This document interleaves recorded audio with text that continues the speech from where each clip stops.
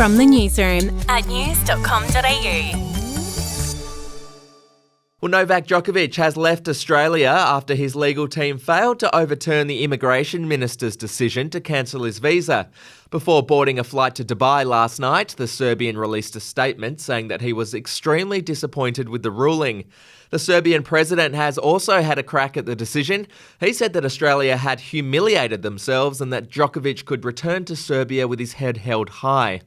The Australian Open officially gets underway today. Aussie world number one Ash Barty will play Lesia Tsurenko later tonight. More sports news. Australia wrapped up the fifth and final Ashes test yesterday with a 146-run win over England in Hobart. The Aussies won the series 4-0.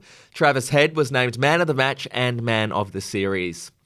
To the US now, the man who died after holding 4 people hostage at a synagogue in Texas over the weekend has now been identified. The man was a 44-year-old British citizen named Malik Faisal Akram. There are reports that the hostage taker was seeking the release of a convicted terrorist known as Lady Al-Qaeda from prison. All of the hostages were released unharmed and the attacker was killed when the SWAT team stormed the building. Still overseas, and it's been confirmed that 2 women drowned on a beach in Peru due to waves caused by that volcanic eruption in Tonga, which is more than 10,000 kilometres away. Saturday's eruption of the Tongan volcano was so powerful that it was felt around the world and provoked tsunamis in the Pacific.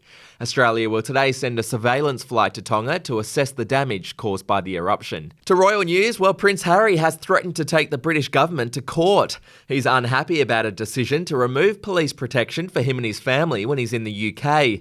Harry says without the protection, it's simply too unsafe for him to return to his home country. He even offered to fund the protection himself, but that offer was dismissed.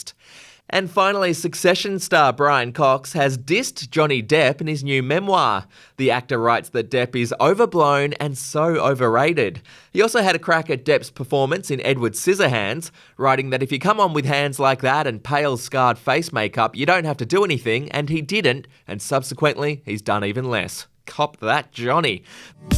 Follow or subscribe to From the Newsroom wherever you get your podcasts.